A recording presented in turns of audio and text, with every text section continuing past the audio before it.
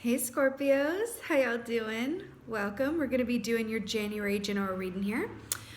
Before I get into your meditation, just a couple of quick announcements.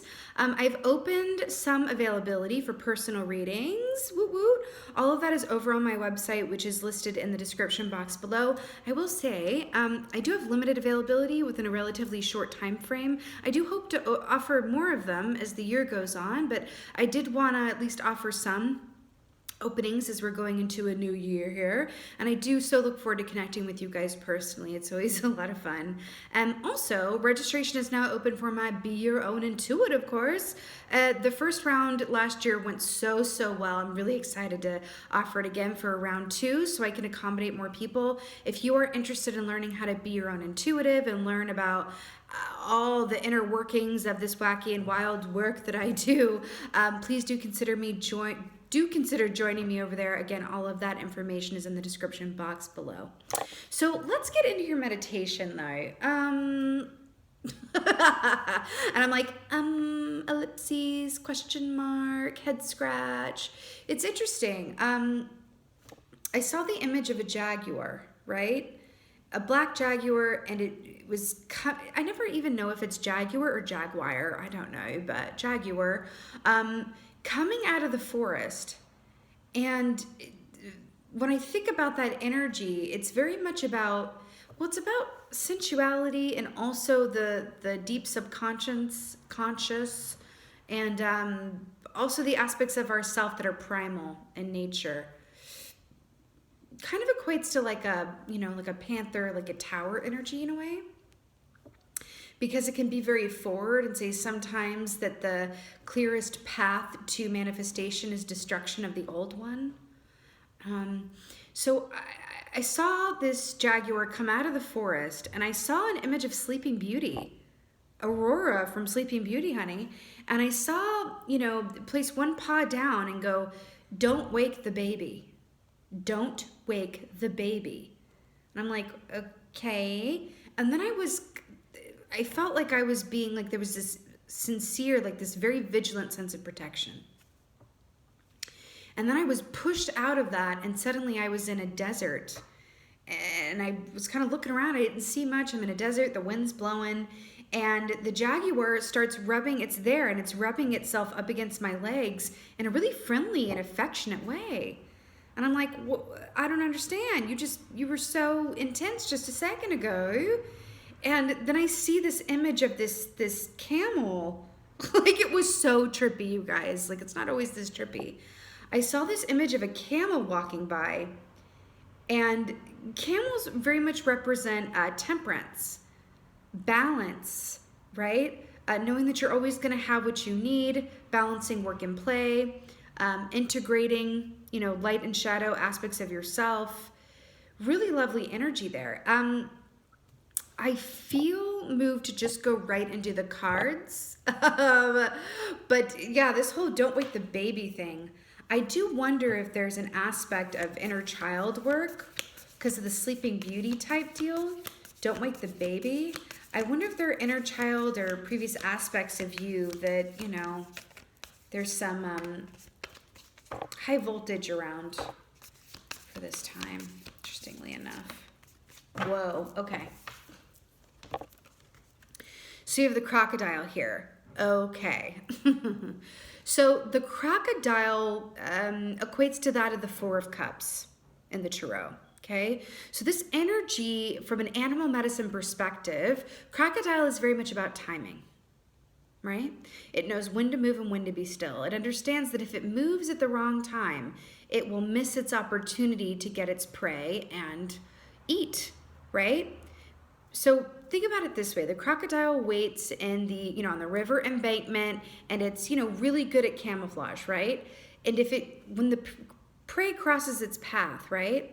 If it moves too soon, then that prey is going to get away. Not only will the prey get away, it's going to alert everybody else in the river land about, hey, the crocodile's right over there at 2 o'clock. Okay, don't go anywhere near there. And the crocodile's like, oh my God, now I have to switch up locations again, which is going to take more energy. And oh my God, I need to eat, right? So it understands that if it waits for the exact right time, then it's going to get what it's going for, right? So there is a wisdom in terms of that. Why am I getting, I'm really getting the book The Alchemist right now in such a big way by Paulo Coelho. Is that how you pronounce it? I feel like I'm going to butcher this quote. This has come up in a few readings. When you really want something, the universe conspires to help you achieve it. There's something in that. I feel like I'm Mr. Magoo or Carmen Sandiego, like figuring this out right now. But I feel like there's something in that. Make your own adventure story, or choose your own adventure story, or like a mystery. It feels very mysterious in a way.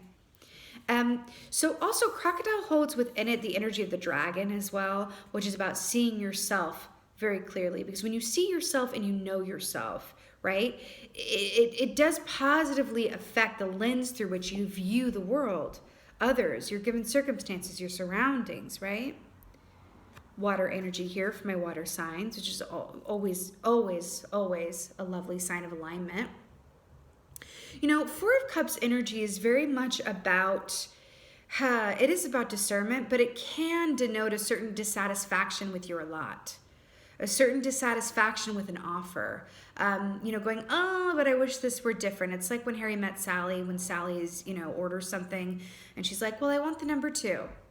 But I want the sauce on the side, and I want the bread, you know, toasted 1.5 times. And then I don't want the garnish, but I do want it on a lavender colored plate, which is heated to, you know, 24 degrees Celsius or whatever that is, right?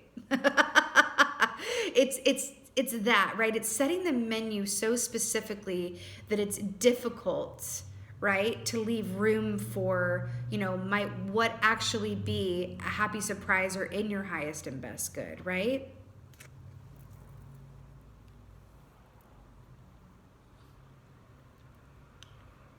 You know, I'm really drawn to the black and white here. I'm really drawn to the black and white. I feel like there's a message here around allowing yourself some freedom in the way that you are or view others or your circumstances. It feels a bit rigid. I'm hearing to allow for some freedom and movement.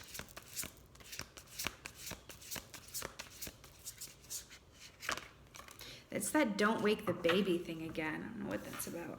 All right, Three of Cups. This is beautiful. More water energy. I'm loving the puffins with the black and the white. And I was just talking about the black and the white. Three of Cups. This is community. This is celebration. This is good time with friends. This is balance as well, mind, body, spirit. With the trifecta here, with this triangle situation here, like I saw with the camel as well, right? This is really, really beautiful energy here. You know, this is also deriving a lot of pleasure from like-minded souls around you. I also feel like for you as well, there is a certain sense of enjoying your own company very much. It's kind of an Aquarius trope, actually, that, you know, Aquarians, I always say myself, like there's no one's company that I enjoy more than my own. Now, there are those whose company I enjoy as much as my own, but never more than my own. And I'm a Scorpio moon too, by the way, so it's like you might be able to relate to this. I feel like there's something in that for you, where you're being called to, you know, really embrace enjoying your own company and really cultivating that relationship with yourself. It's the inner child thing with the don't wake the baby. There's something about that.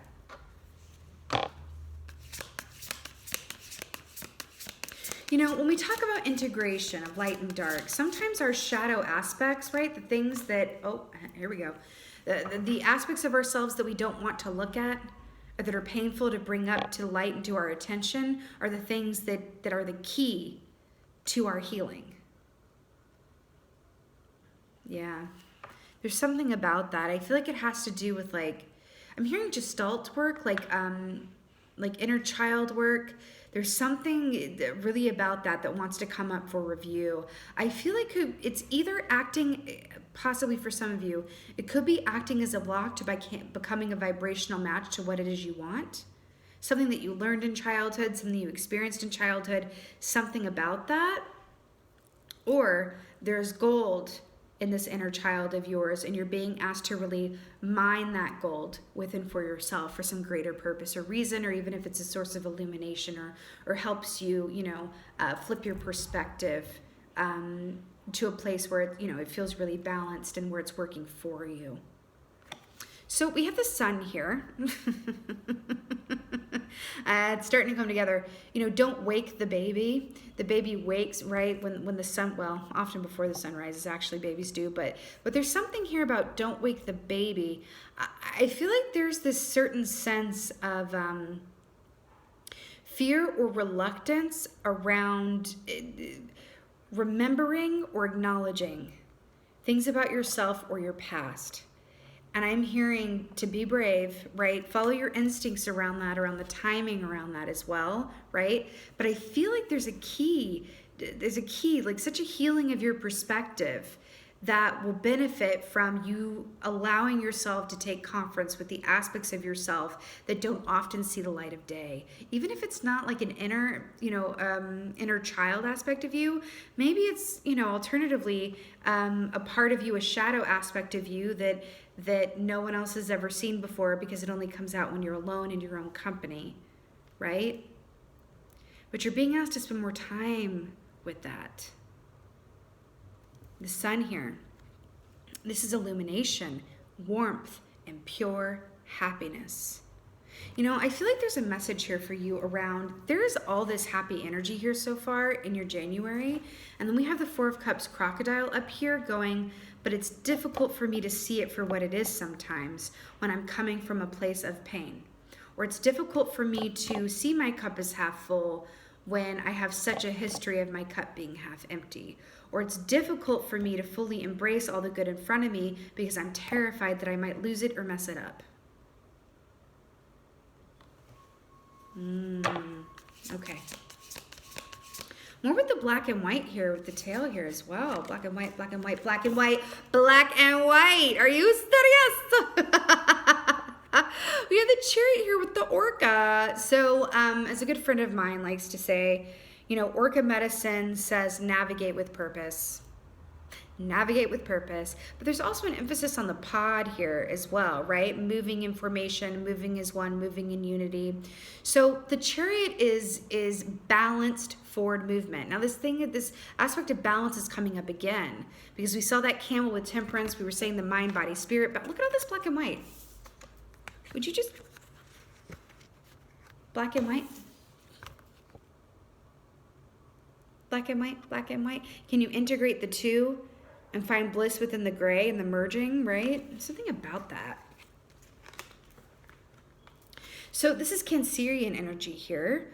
And this is I feel like this is you propelling forward because I'm really drawn to the salt water here, right? Salt water is a cleansing agent. It heals you, removes anything from your energetic or auric field that is not yours, especially my empaths here, right? It's a cleansing agent. It's a detoxifier, right? So I feel like this is you bounding forward, right? After doing this work of casting light upon the aspects of you that hurt, upon the parts of your past that are especially painful, the parts that don't want to be looked at, the parts that are difficult to look at. I feel like, you know what they say, it's not about, this has come up a lot in this round of readings as well, actually. It's not about why you don't have what you want. It's about what's keeping you from having what you want. What in yourself is not a vibrational match to what you want. You are being asked to look at that. Look at that. What aspects of yourself are you determined to keep hidden and protective of? Secrets only have the power that we give them. There might be some things that need to come into the light and be spoken aloud or admitted that are coming up for healing, okay?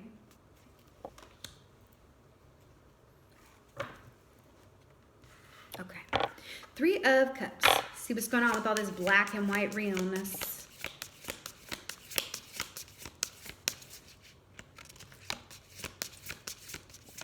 There is this sense as well, and I was going to say this, like this sense of duality as well with the black and white, the duality. So I feel like on one hand, it is integrating your shadow aspects of yourself, right? So that you can achieve a balanced state of flow and healthy perspective, right? Beneficial perspective.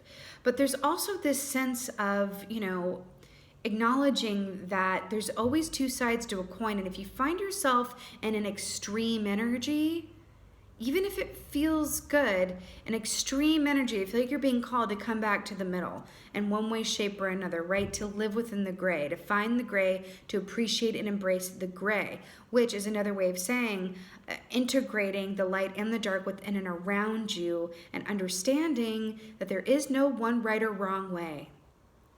There is no one right or wrong way. Right? The truth is, how you remember it and how I remember it, and then the actual, reality of it is somewhere in the middle.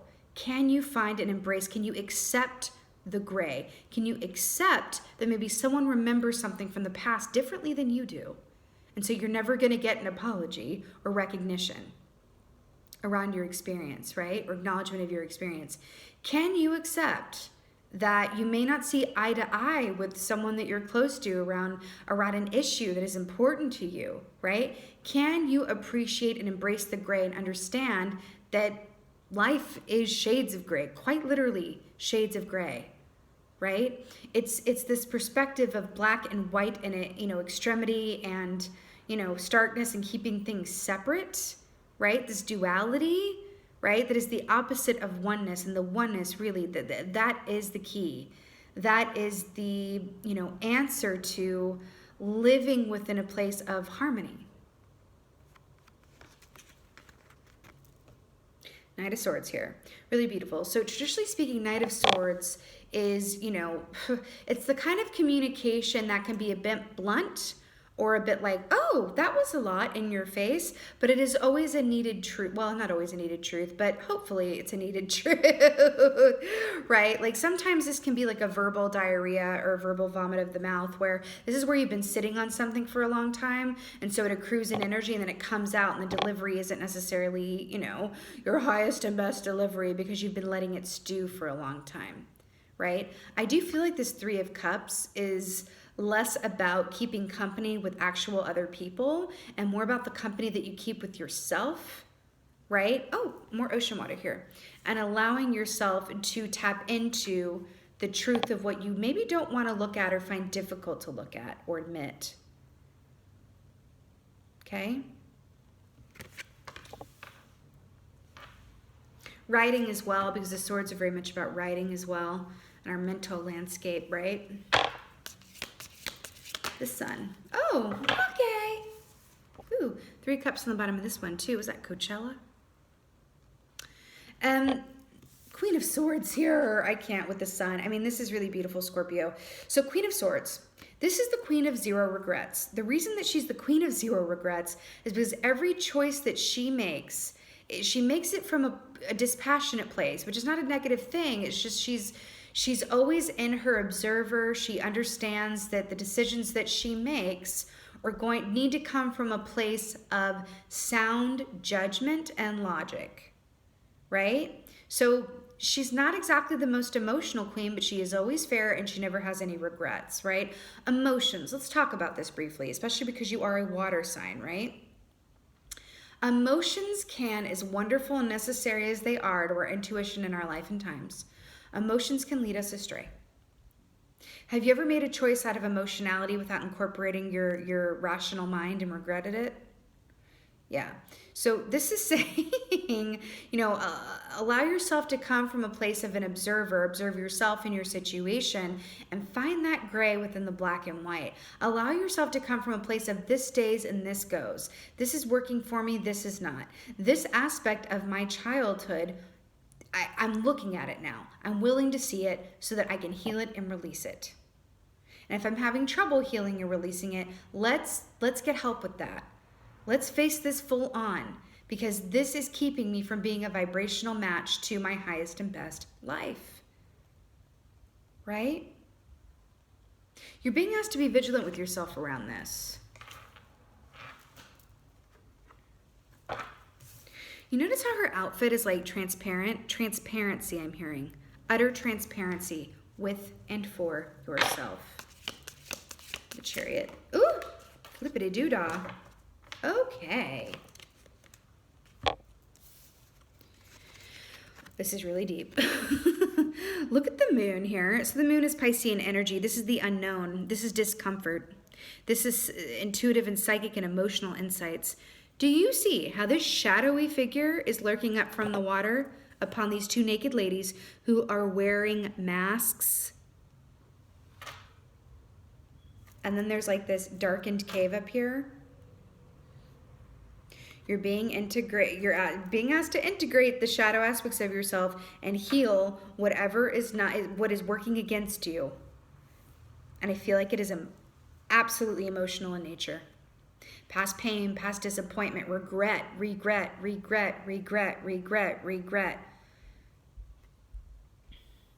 a book that I just finished that I've been recommending to a few of the signs as it's come up, but it's called The Midnight Library by Matt Haig. And it's so brilliant. But there's an aspect of that book that speaks of, there's this book of regrets that this character is looking through. And she's finding that how much of her regret has dictated her choices. You're being asked to take your own book of regrets and actually read it. And allow yourself to be informed around it and heal it. Heal those regrets and see that there's no right or wrong. There's no need. It's very human, but there's no need for regret because you made a choice and then you made another one. And now you have a choice whether you're going to let your steps and life forward from this point on be affected, whether subconsciously or consciously, from your past regrets. Integrate it. Integrate the pain, integrate it all so that it can be healed. Okay? You can use your intuition to help you do this, but your Queen of Swords is your best friend right now. Should you choose to, embark upon this, engage in this work, right? And going back to the crocodile idea as well, with knowing when to be still and when to move, I do feel like, use your best judgment around this as well. This is not the kind of work where you're like, okay, I'm going to pencil this in on that Saturday afternoon between 2 and 5 because that's when I have time to do it. That's not what this is. This is a process. And by the way, if this is resonating with you, there's going to be some aspect of you that's like, yeah. It's going to be shaking your head going, yep, that's me. That is me, right? And you may even have a feeling inside of you that goes, you know what? I do feel something. I don't know exactly what the core of it is, but I'm willing to open myself up and investigate, right? Investigate maybe why I feel sad sometimes. Investigate maybe why I'm triggered by this particular person. Investigate why I always seem to, tell myself a narrative around what I can and cannot do. Who did I learn this from? Where did I learn it from? Does it stem from my childhood? What am I afraid to look at within myself and my history, and why? Right? Doing that is going to free you up in such a beautiful way where you are propelling yourself forward, okay? Your story is your story. Therefore, you have the ability to revisit it at any given time, right? There's nothing to fear. There's nothing to fear. And the information, the gold, lies in what you are reluctant to look at, okay? I want to get a goddess for y'all. A goddess for my Scorpios. By the way, emotional support from friends and loved ones, definitely helpful around this work. But I will say that ultimately, I am always an advocate of speaking with, someone who, is whether this is a counselor or, a friend that you feel safe with. I think that that's a beautiful thing. But I do feel like some of this work needs to come with and through you because only you really know, what wants to be addressed and looked at and integrated. Okay? All right. Oracle.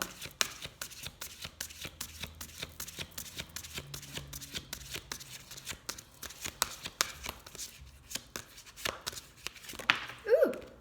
Oh, wow. That's interesting. Okay. Take both of these. Okay. So first we have lovely Bridget or Brigid. Stand up for what you believe is right. So let's talk about her right quick, and we'll go to Isis. So Brigid is the goddess, a Celtic goddess of the home and the hearth, right? Don't back down. Stand up for what you believe is right. Remember how we were talking about the extreme point of view and going like, can we find and embrace the gray? You know, I feel like what this is saying with Bridget, don't back down, stand up for what you. I feel like this is you in relationship to yourself, you know, mining these emotional territories of your past. Now, this could be recent past for some of you guys. It doesn't have to be from your childhood, right? It could be recent past as well. But these are you mining those aspects of yourself and your circumstances that are going, you know what? I'm going to commit to this and come to this from a place of transformation, because I'm really drawn to the fire here. And she is a goddess associated with fire. Actually, these Saint Bridget's, well, Saint Bridget, because she, you know, when the when the Christians came, and you know, she was deemed a saint because, you know, the Celts wouldn't let her go, and you know, with the move from paganism to Christianity, it's a whole other story. But Bridget's crosses here, those are hung in homes to protect against fire. Actually, I have some around my house as well. But I feel like the key in that is also like, I feel like this is the fire and flame of where you come from that's allowing yourself to be transformed and not necessarily dictate, if you don't want it to, where you're going. I feel like this is you breaking family patterns, breaking family lines, you know, moving outside of your predisposition or any learned behaviors or, you know, modes of thinking or behaving.